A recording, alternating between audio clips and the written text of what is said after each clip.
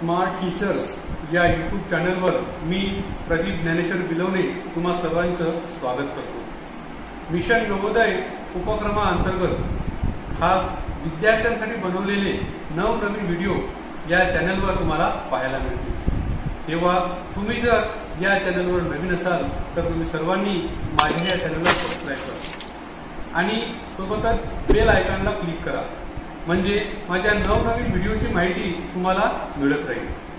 चला तर मग आपण अधिक वेळ न घालवता आपण आपल्या व्हिडिओला सुरुवात करूया। चला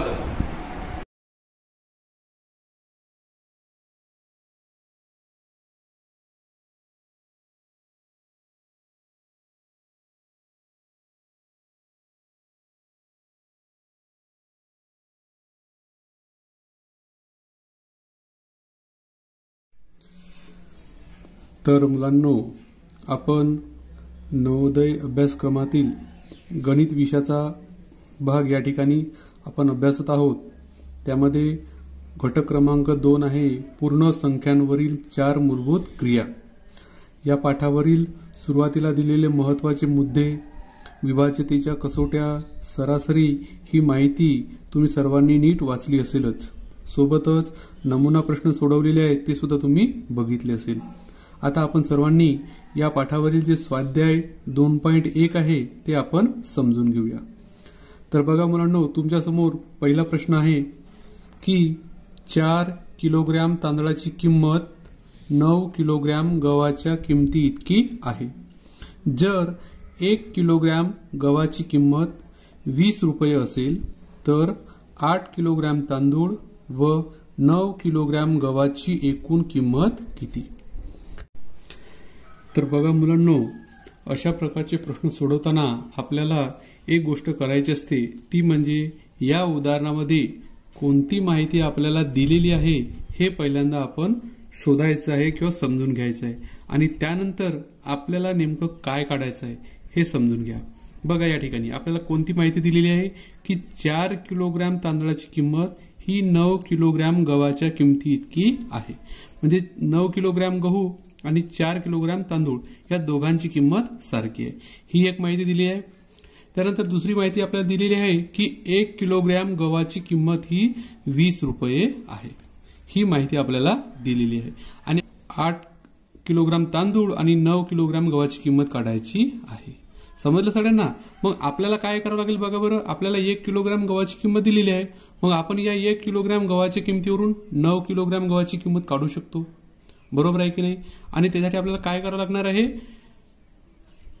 9 गुणिले 20 अशा प्रकारे आपल्याला गुणाकार करावा लागेल। आपण प्रत्यक्ष करून बघूया।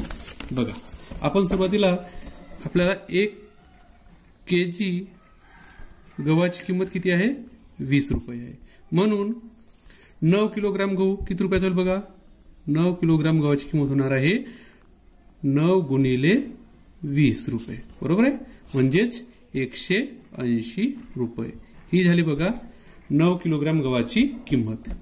ठीक आहे।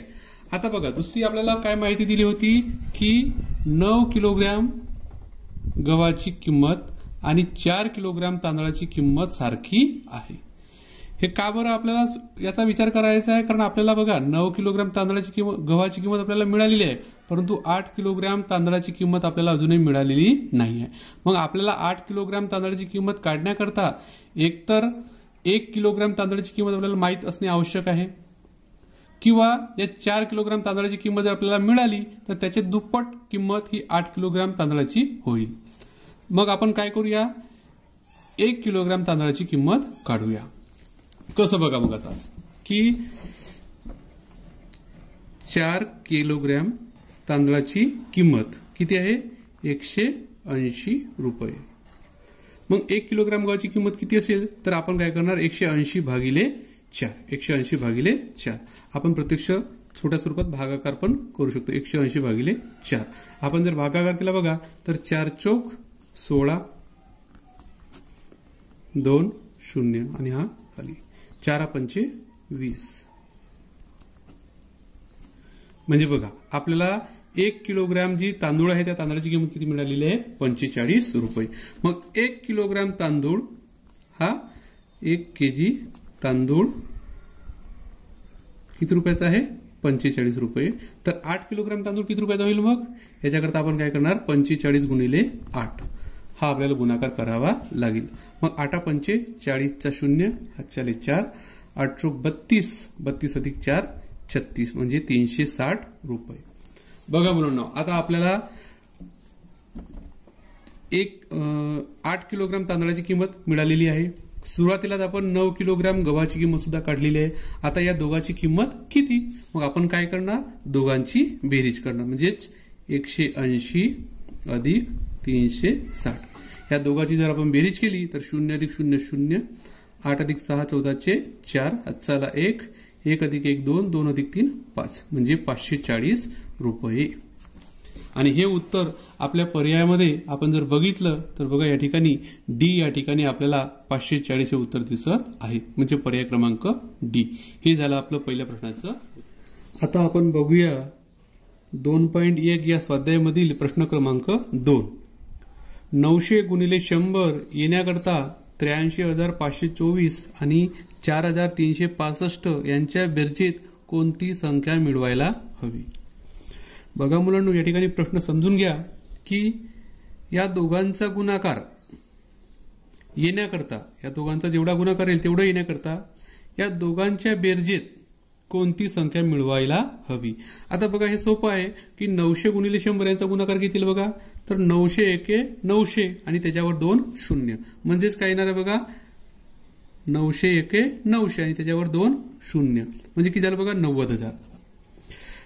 मग 90,000 येण्याकरता याचा अर्थ काय झाला की 90,000 येण्याकरता या दोघांच्या बेरजेत खालीलपैकी कोणती संख्या मिळवावी लागेल? मग आपल्याला काय करावं लागेल बघा या दोघांची पहिल्यांदा बेरीज करून घ्यावी लागेल आणि आपल्याला बेरीज मिळाल्यानंतर मग जे उत्तर मिळेल ते उत्तर जर आपण या 90,000 मधून वजा केलो तर आपल्याला काय मिळणार आहे जी संख्या आवश्यक आहे ती संख्या मिळणार आहे. चला मग आपण काय करूया प्रत्यक्ष मांडणीच करूया. पहिल्यांदा बघा की संख्या आपल्याला जी दिली होती 83,524 अधिक 4,365 या दोघांची आपण बेरीज करूया. 4 अधिक 5 9 2 अधिक 6 8 5 अधिक 3 8 3 अधिक 4 7 आणि हे 8 जशीच्या तशी म्हणजे संख्या मिळेल बघा 87,889. ही संख्या आपण काय करणार आहोत 90,000 मधून वजा करूया म्हणजे नेमकी या 90,000 होण्याकरता या संख्येमध्ये कोणती संख्या मिळवावी लागेल हे आपल्याला मिळेल. मग आता आपण वजाबाकी करूया. बघा या ठिकाणी 90,000 वजा 87,889. 10 मधून 9 वजा केले तर 1 9 मधून 8 वजा केले तर 1 9 मधून पुन्हा 8 वजा केले तर 1 9 मधून 7 वजा केले तर 2 आणि 8 मधून 8 वजा केले तर 0 म्हणजे बघा आपलं उत्तर आलेलं आहे 2111 आणि 2111 हे उत्तर आपल्या पर्यायामध्ये पर्याय क्रमांक बी या ठिकाणी आपल्याला दिसत आहे म्हणजे आपलं उत्तर आहे पर्याय क्रमांक बी. आता बघूया प्रश्न क्रमांक 3. एक इंजिन एका मिनिटात 95 लिटर पाणी उपसते. 13,965 लिटर पाणी उपसण्यास त्याला किती वेळ लागेल? या उदाहरणाचं जर नीट वाचन केल्यानंतर आपल्या लक्षात येईल की आपल्याला एका मिनिटाचं प्रमाण दिलेलं आहे. एका मिनिटामध्ये 95 लिटर पाणी उपसते असं म्हटलेलं आहे आणि मग जर 13,965 लिटर पाणी असेल तर ते उपसण्यास किती वेळ लागेल हे आपल्याला काढायचं आहे. निश्चितच या ठिकाणी आपल्याला भागाकाराची क्रिया करावी लागणार आहे. प्रश्न सोपा आहे परंतु या ठिकाणी भागाकार आपल्याला या संख्येला 95 ने भाग द्यायचा असल्यामुळे थोडंसं आपल्याला अवघड वाटणार आहे कारण 95चा पाडा आपल्याला येत नाही परंतु आपल्याला पाडे तयार करण्याची पद्धत माहिती असायला हवी. तर अशा प्रकारचा भागाकार आपण इयत्ता 5वी मध्ये सुद्धा शिकणार आहोत. तर या ठिकाणी आपण करूया प्रत्यक्ष भागाकार 13,965 भागिले 95 असे आपण करूया. तर आपण या ठिकाणी लिहून घेतलेलं आहे 13,965 भागिले 95. तर बघा मुलांनो या ठिकाणी पहिल्यांदा 95 ने आपल्याला 139 ला भाग द्यावा लागणार आहे. मग 95 एके 95 हा भागाकार दिल्यानंतर या ठिकाणी 4 आणि 13 मधून 9 गेले 4 44. मग वरचा अंक खाली येतो 6 म्हणजे 446. आता आपण काय करणार आहोत 95 ने या 446 ला भाग द्यायचा आहे. आपण बाजूला 95 गुणिले आता पर्यायावरून आपल्याला लक्षात येईल, समजा 4चाच इथं आपल्याला पर्याय दिसत म्हणजे 95 गुणिले जर आपण 4 केलं तर 95 चोक आपल्याला या ठिकाणी जी संख्या मिळणार आहे 95 गुणिले 4, 4 पंचे 20च्या 0 हातच्या ले 2, 9 चोक 36 2 38, 380. मग आपण करणार 95 चोक 380. याची वजाबाकी करूया. 6 मधून 0 गेला तर 6, 14 मधून 8 गेले तर 6, 3 मधून 3 गेला 0. आता अंक उरलेला आहे 5. आता कितीचा भाग जाईल बघा, तर 95 साते 665 होतात. आपण प्रत्यक्ष करून पण पाहू शकतो आणि याचा एक अंदाज आपल्याला आपल्या पर्यायावरून सुद्धा येऊ शकतो. म्हणून 95 साते 665. बघा, म्हणून आपलं जे उत्तर आलेलं आहे ते आलेलं आहे 147. पण 147 नेमकं काय आहेत मग बघा, आपल्याला इथे 147 सेकंद पण पर्याय आहे, 147 मिनिटे पण आहे, 147 तास पण आहे आणि 1470 मिनिटे असा सुद्धा पर्याय आहे. मग 147 हे नेमकं काय असलं पाहिजे, तर निश्चितच हे काय असायला पाहिजे, मिनिटं असायला पाहिजे. कारण बघा आपल्याला आपल्या उदाहरणामध्ये एका मिनिटात 95 लिटर म्हणजे एका मिनिटाचं प्रमाण आपल्याला दिलं होतं. त्यामुळे आपलं आलेले हे जे उत्तर आहे 147 हे सुद्धा काय आहे, मिनिटेच आहे आणि म्हणून आपलं उत्तर असणार आहे पर्याय क्रमांक बी. आता बघूया आपण प्रश्न क्रमांक 4. 2 संख्यांची बेरीज 9,87,654 आहे. जर एक संख्या दुसरीपेक्षा 20,100 ने मोठी असेल तर दोन्हीपैकी मोठी संख्या कोणती. बघा मुलांनो, या प्रकारचे जे प्रश्न आहेत या प्रकारच्या प्रश्नामध्ये आपल्याला एक समीकरण तयार करायचं असते. प्रश्न वाचल्यानंतर तुम्हाला हा थोडासा अवघड वाटला असेल, परंतु बघा एकदा हा तुम्हाला प्रश्न सोडवण्याची जर तुम्हाला रीत समजली तर हाच प्रश्न तुम्हाला फारसा कठीण वाटणार नाही. बघा काय म्हटलं आपल्याला की 2 संख्यांची आपल्याला बेरीज दिलेली आहे. त्या दोन्ही संख्या आपल्याला दिलेल्या नाही आहेत. फक्त काय म्हटलंय की एक संख्या ही दुसरीपेक्षा 20,100 ने म्हणजे 20,100 ने मोठी आहे. तर 2 पैकी मोठी संख्या कोणती. या ठिकाणी आपल्याला अशा प्रकारचं उदाहरण सोडताना एक कोणतं तरी चल आपल्याला घ्यावं लागेल आणि त्याच्या आधारे आपल्याला एक समीकरण तयार करावं लागेल. ते नेमकं कसं करतात ते समजून घेऊया. बघा, तर बघा आपल्याला काय म्हटलं, एक संख्या ही दुसरीपेक्षा 20,100 ने मोठी आहे. समजा पहिली संख्या आपण काय म्हणूया, एक्स म्हणू. ही जर पहिली संख्या, ही काय झाली मुलांना, पहिली संख्या. आणि दुसरी संख्या काय असेल मग, ही पहिली संख्या. तर दुसरीपेक्षा एक संख्या ही दुसरीपेक्षा काय असेल, 20,100 ने मोठी असेल. म्हणजे ती असणार आहे एक्स प्लस 20,100. ही एक संख्या झाली आणि ही एक संख्या झाली. आणि मुलांनो काय म्हटलं मग आपल्या उदाहरणामध्ये, या दोघांची बेरीज आपल्याला दिलेली आहे. दोघांची बेरीज किती आहे बघा, 9,87,654. 9,87,654. म्हणजे आपले जे उदाहरण आहे ते उदाहरण कसं तयार झालं बघा, एक्स प्लस 20,100 बरोबर 9,87,654. अशा प्रकारे आपलं समीकरण तयार झालेलं आहे. आणि आता हे समीकरण कसं सोडवतात बघा मुलांनो, की एका समीकरणामध्ये जर सारखेच चल असतील एक्स आणि एक्स या दोघांची बेरीज आपण करू शकतो. तर एक्स अधिक एक्स म्हणजे होणार आहे 2x अधिक 20,100 बरोबर हे उत्तर आहे ना, बरोबर आहे ना. या दोघांची बेरीज किती येत आहे, एवढे येत आहे 9,87,654. मग बघा मुलांनो, आता आपण काय करणार आहे, या बाजूला असलेले जे अंक आहेत हे अंक या समीकरण सोडवताना बरोबर चिन्हाच्या डावीकडे आपल्याला न्यावे लागतात. आता या ठिकाणी एक नियम तुम्ही लक्षात ठेवा मुलांनो, की या ठिकाणी ही संख्या डावीकडे नेत असताना या बाजूला जर ती धन असेल म्हणजे प्लस असेल, अधिक असेल तर ती या बाजूला काय होते, वजा होते, ऋण होते. इकडे जर गुणाकार असेल तर या बाजूला गेल्यानंतर तो भागाकारात जात असतो. आणि म्हणून बघा 2x बरोबर हे प्लस असल्यामुळे हे काय होणार आहे, त्यातून वजा होणार आहेत. मग 9,87,654 वजा 20,100.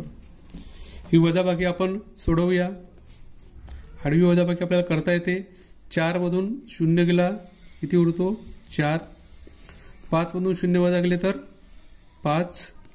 6 मधून 1 वजा केला तर 5. 7 मधून 0 वजा केला तर 7.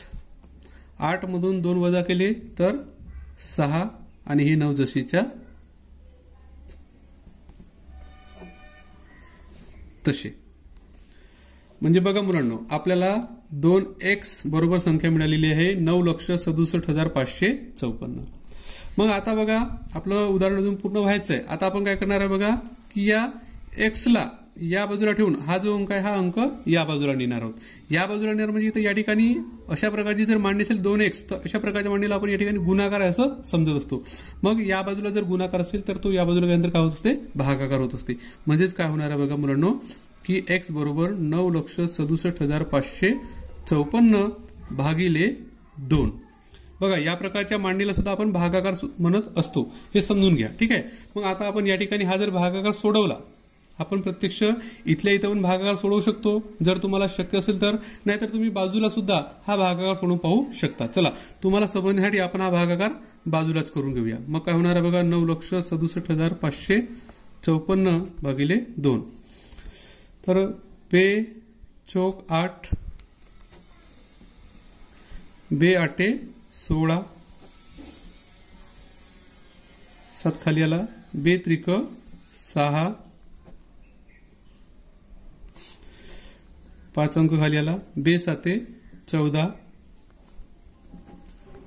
1 पुन्हा 5 खाली आला, पुन्हा 2 साते 14, 1 उरेल बघा इथं. म्हणजे संख्या आहे शेवटी 4, 1 आणि 1 वर 4 झालं तर 2 साते 14. म्हणजे बघा मुलांनो, आपल्याला भागाकार केल्यानंतर काय मिळालेलं आहे, x ची किंमत काय मिळाली बघा, 4,83,777. एवढी आपल्याला ही x या अंकाची किंमत मिळालेली आहे. आता तुम्ही पुन्हा एकदा आपल्या प्रश्नाकडे या मुलांनो. बघा काय म्हटलंय, तर दोन्हीपैकी मोठी संख्या कोणती. आता आपल्याला ही जी किंमत मिळाली आहे मुलांनो, ही किंमत आहे x ची. मग आता या ठिकाणी बघा ही x आहे आणि हे दुसरी संख्या आहे. दोन्हीपैकी मोठी संख्या ही असेल का ही असेल, तर ही आहे. बरोबर आहे की नाही. याची किंमत आणि याची किंमत दोघांची तुलना केली तर ही किंमत याच्यापेक्षा 20,100 ने मोठी आहे. म्हणजे मोठी संख्या ही आहे. आणि आपल्याला जे उत्तर मिळालेलं आहे ते या संख्येचं लहान संख्येचं मिळालेलं आहे. मग मोठी संख्या काय असेल म्हणून, या संख्येमध्ये जर आपण 20,100 मिळवलं तर आपल्याला मोठी संख्या मिळणार आहे. म्हणजेच आपल्याला या उत्तरामध्ये काय करावं लागणार, पुन्हा 20,100 मिळवावे लागणार आहे. आणि आपण जर हे मिळवलं तर बघा आपल्याला उत्तर काय मिळणार आहे, 7 अधिक 0 7, 7 अधिक 0 7, 7 अधिक 1 8, 3 अधिक 0 3, 8 अधिक 2 10चा 0, हातचाला 1 म्हणजेच 5. उत्तर आले बघा मुलांनो 5,03,877. 5,03,877 आहे का आपल्या उत्तरामध्ये. बघा पर्यायामध्ये 5,03,877 म्हणजे पर्याय क्रमांक डी हे आपल्या प्रश्नाचं उत्तर बरोबर आहे. तर हे अशा प्रकार उदाहरण आपल्याला या ठिकाणी आपल्या स्वाध्यायामध्ये पुन्हा प्रश्न क्रमांक 9 या ठिकाणी सुद्धा बघा अगदी तशाच प्रकारचा प्रश्न आहे.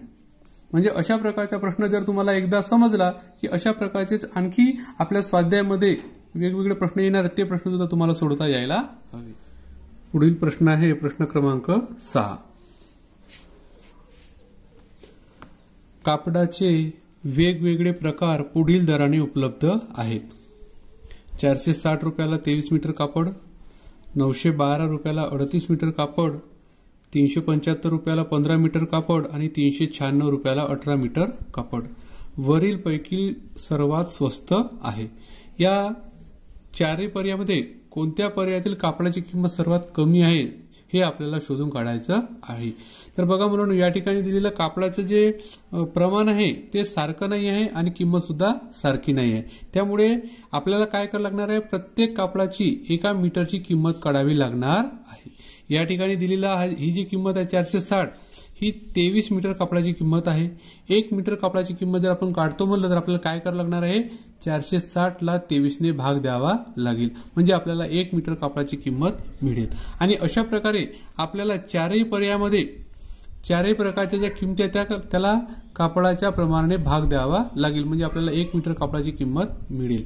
आता आपण इथं हे लांबलचक होऊ नये म्हणून मी तुम्हाला याचं थोडंसं लवकर उत्तर सांगत आहे. बघा की या ठिकाणी 460 ला आपण 23 मीटरने जर भागाकार केला तर या ठिकाणी आपल्याला उत्तर मिळणार आहे 20 रुपये. याची किंमत येणार आहे 20 रुपये. बी या पर्यायामध्ये आपण 912 या संख्येला जर 38ने जर भाग दिला, प्रत्यक्ष भागाकार केला, तर आपल्याला किंमत मिळणार आहे 24 रुपये.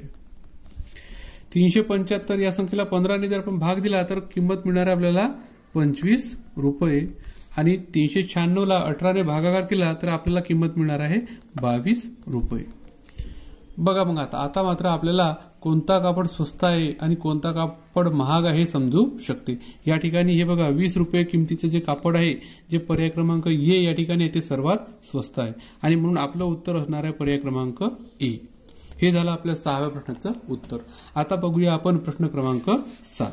विनयला रोज 3 तास याप्रमाणे सतत 15 दिवस काम केल्याबद्दल 1125 रुपये मिळतात, तर त्याला त्याच्या प्रत्येक तासाच्या कामाबद्दल मिळतात. बघा आपण वारंवार काय उल्लेख करतोय, नवोदयचे प्रश्न सोडवताना तुम्हाला पहिल्यांदा ठरवायचं आपल्याला कोणती माहिती दिलेली आहे आणि मग ठरवायचं आपल्याला काय काढायचं आहे. आपल्याला काय माहिती दिली आहे बघा, की विनय रोज 3 तास काम करतो. एका दिवसामध्ये तो 3 तास काम करतो आणि मग त्याने 15 दिवस काम केलं, तर 15 दिवस काम केल्याबद्दल त्याला किती रुपये मिळाले? 1125 रुपये मिळाले. आणि मग ही माहिती देऊन आपल्याला प्रश्न काय विचारलाय, की त्याला एका तासाला किती रुपये मिळतात. मग या प्रकारचा प्रश्न सोडवण्याकरता आपल्याला काय करावं लागेल, पहिल्यांदा इथं 15 दिवसाची किंमत दिलेली आहे, आपल्याला त्याला एका दिवसामध्ये किती रुपये मिळतात हे आपल्याला काढावं लागेल. आणि याच्यासाठी आपल्याला या रकमेला 15 दिवसाने भागाकार करावा लागेल, भाग द्यावा लागेल. आणि आपण बघा म्हणून हा भागाकार केल्यानंतर 1125 भागिले 15 हा भागाकार आपण केल्यानंतर आपल्याला जे उत्तर मिळणार आहे 15 साते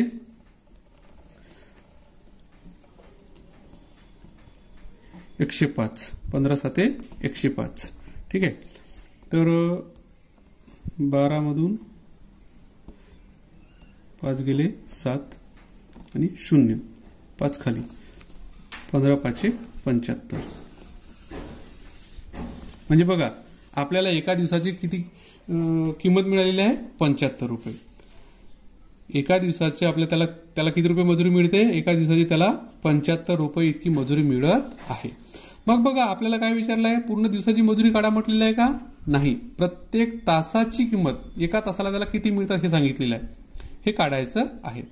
मग विनय रोज 3 तास काम करतो, हे जे किंमत त्याला मिळाले 75 रुपये हे किती आहे? 3 तासाची किंमत आहे. मग एका तासामध्ये किती? 3 तासामध्ये 75, तर एका तासामध्ये काढण्याकरता पुन्हा आपल्याला काय करावं लागणार आहे? 75ला 3ने भाग द्यावा लागणार आहे. 75 भागिले 3 हे आपल्याला करावं लागणार आहे. आणि हे केल्यानंतर आपण हे सोडवणं अगदी फार सोपं आहे. 25 त्रिक 75 आपलं भागाकार येणार आहे 25. म्हणजेच विनयला एका तासाला किती रुपये मिळतात? 25 रुपये मिळतात. आपलं उत्तर असणार आहे पर्याय क्रमांक डी. शुक्रवारी 1250 लोक सर्कस बघायला गेले. शुक्रवारच्या तिप्पट लोक शनिवारी सर्कस बघायला गेले. सगळे मिळून या 2 दिवसात किती लोक सर्कस बघायला गेले? अतिशय सोपा प्रश्न आहे मुलांनो, आणि हा प्रश्न 2015 मध्ये विचारला गेलेला आहे. काय म्हटलंय प्रश्न माहिती समजून घ्या, की शुक्रवार या दिवशी 1250 लोक सर्कस बघायला गेले आणि दुसऱ्या दिवसात शनिवारी किती लोक गेले? संख्या दिली नाही आहे, पण आपल्याला काय म्हटलंय? शुक्रवारच्या तिप्पट, म्हणजे या संख्येच्या तिप्पट लोक सर्कस बघायला गेले. मग या 2 दिवसा म्हणून एकूण किती लोक सर्कस बघायला गेले हे आपल्याला काढायचं आहे. मग ते सोपं आहे. कसं करणार आपण? शुक्रवारला जेवढे लोक गेले होते त्याच्या तिप्पट करून घेऊया. म्हणजे तिप्पट कसं करणार? मग 1250 गुणिले 3.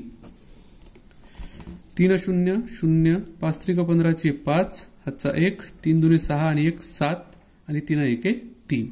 म्हणजे बघा शनिवारी 3750 एवढे लोक सर्कस बघायला गेले होते. हे झालं शनिवारचं. आणि शुक्रवारी किती गेले होते? 1250.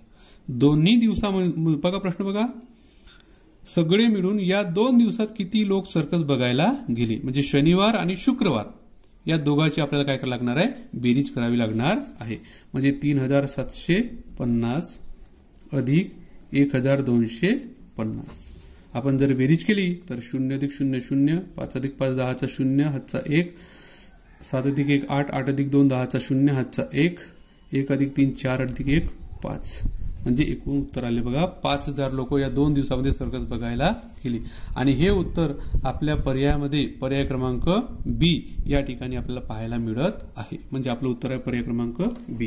क्रमांक 9 प्रश्न क्रमांक या प्रकारचा प्रश्न आपण थोड्या वेळापूर्वी समजून घेतलेला आहे. प्रश्न क्रमांक 4 हा प्रश्न आपण आता थोड्या वेळापूर्वी समजून घेतलेला आहे आणि त्या पद्धतीचाच हा पुढचा प्रश्न आहे. प्रश्न क्रमांक 9 बघा, मी याचं वाचन करतो आहे. 2 संख्यांची बेरीज 3,45,678 आहे. जर एक संख्या दुसरीपेक्षा 16,016 ने मोठी असेल तर मोठी संख्या कोणती? मांडणी अगदी त्याच पद्धतीने आपल्याला एक समीकरण तयार करावं लागणार आहे. एक म्हटलं की पहिली संख्या एक्स मानू, तर दुसरी संख्या काय असणार आहे मुलांनो? दुसरी संख्या ही एक संख्या ही दुसरीपेक्षा 16,016 ने मोठी आहे. म्हणजे दुसरी संख्या बघा मुलांनो एक्स प्लस 16,016 ही एक संख्या आहे आणि ही एक संख्या आहे. आणि या दोघांची बेरीज म्हणजे एक्स प्लस 16,016 ही एक संख्या आणि ही एक संख्या आहे. या दोघांची बेरीज किती आहे मुलांना बघा? 3,45,678. 3,45,678.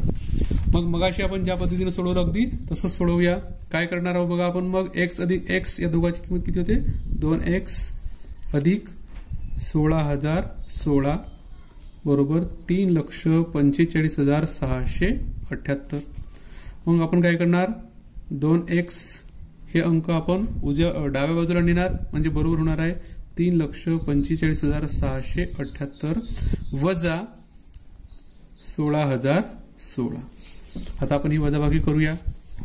बघा मग 8 मधून 6 वजा केले तर 2, 7 मधून 1 वजा केला तर 6, 6 मधून 0 वजा केला तर 6, 5 मधून 6 वजा होणार नाही म्हणजे 15 वजा 6 9, 3 वजा 1 2 आणि ही संख्या 3 जशीच्या तशी. म्हणजे उत्तर बघा आपल्याला 2x ची किंमत काय मिळालेली आहे?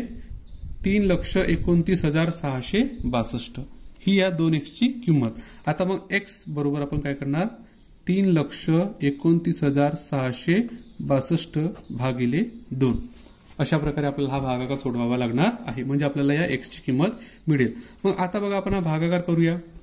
तर बे एक बे एक बाकी उरलाय, 1 अधिक एक बाकी उरलाय 1 अधिक 2 12. ठीक आहे, तर बेस आहे 12.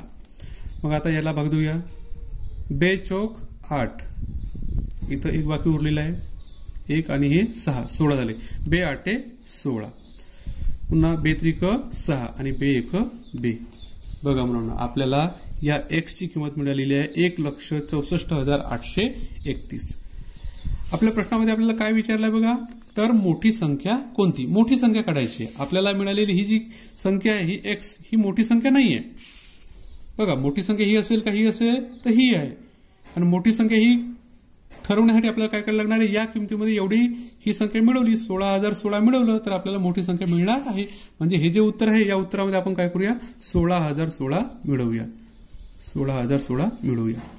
1 अधिक 6 7, 3 अधिक 1 4, 8 अधिक 0 8, 6 अधिक 4 10चा 0 हातचा 1 8 आणि हा 1 म्हणजे 1,80,847. 1,80,847 आणि हे उत्तर आपल्या उत्तरामध्ये 1,80,847 कुठे आहे बघा? आहे ना या ठिकाणी पर्याय क्रमांक सी मध्ये. हे असणार आहे आपल्या प्रश्नाचं उत्तर. ठीक आहे, तर अशा प्रकारे आपण स्वाध्याय 2.1 हे समजून घेतलेलं आहे. आशा करतो की तुम्हाला माझा हा व्हिडिओ नक्कीच मदत करणारा ठरेल. जर तुम्हाला माझा हा व्हिडिओ आवडला तर तुम्ही सर्वांनी या व्हिडिओला लाईक करा आणि तुमच्या मित्रांना शेअर करा. आणि हो, माझ्या चॅनलला सर्वांनी कृपया सबस्क्राईब करा. धन्यवाद.